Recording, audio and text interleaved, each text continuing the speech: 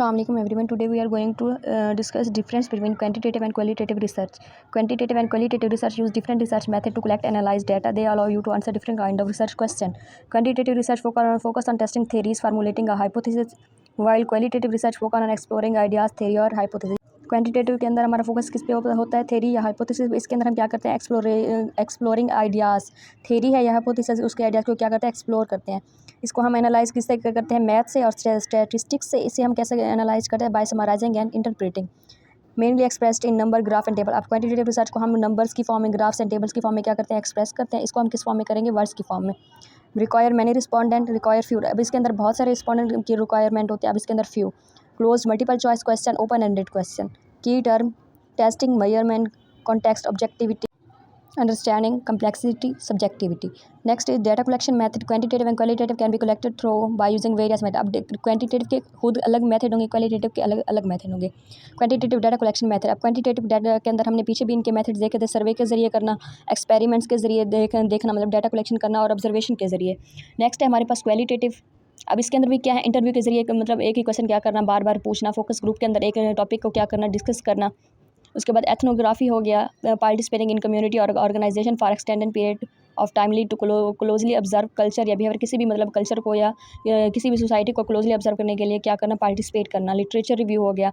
अब इसके अंदर देखें क्या लिखा हुआ है, use quantitative research if you want to confirm or test something. अगर हमने किसी चीज़ को क्या करना है, कन्फर्म करना है या टेस्ट करना है, तो हम कौन सा मेथड यूज़ करेंगे, quantitative. Use qualitative research if you want to understand something.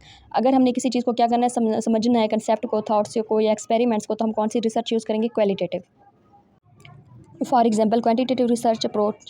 You survey 100 students at your university and ask them the questions such as, on the scale of 1 to 5, how satisfied are you with your professor? You can perform statistical analysis on the data and draw the conclusion such as, on the average student rated their professor 4.4. अब इसके अंदर example दे रहे हैं कि हम 300 student arrange करें, उनसे एक ही क्वेश्चन पूछें कि अपने प्रोफेसर से आप किस तरह सेटिस्फाई हैं। फिर एंड में क्या करें, हम अपना जो डाटा है उसको नंबर्स की फॉर्म में क्या करें, एनालाइज करें कि प्रोफेसर 4.4 या 4.4 या 6.4 मतलब स्टूडेंट्स का क्या था, सेम आंसर था। नेक्स्ट है qualitative research approach. You conduct in-depth interview with 15 students and ask with open-ended questions such as, how satisfied are you with your studies? अब इसके अंदर क्या है, ओपन एंडेड मतलब रखें questions. What is the most positive aspect of your study programme. अब students को arrange करें, उनसे इंटरव्यू जब लें, उनसे क्या करें, ओपन एंडेड क्वेश्चन रखें।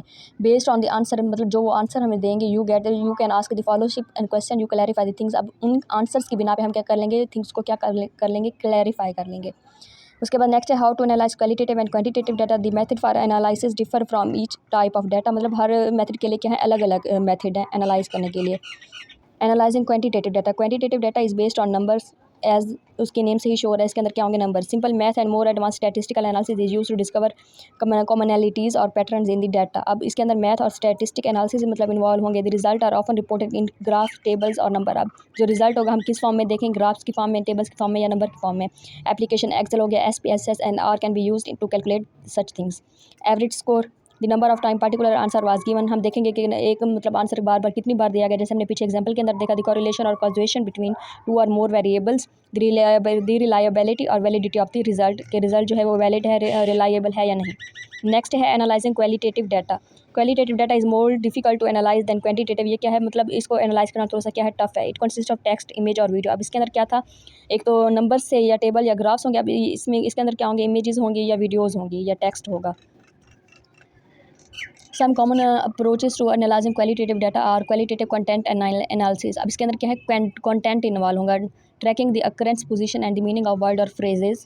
Thematic analysis, closely examining the data to identify the main themes and patterns. अब thematic analysis के अंदर हम क्या करेंगे, closely किसी चीज़ को क्या करेंगे, examine करेंगे, ताकि उसके अंदर जो theme and pattern है उसको क्या करें, find out करें। Next है discourse analysis, study how communication work in social context.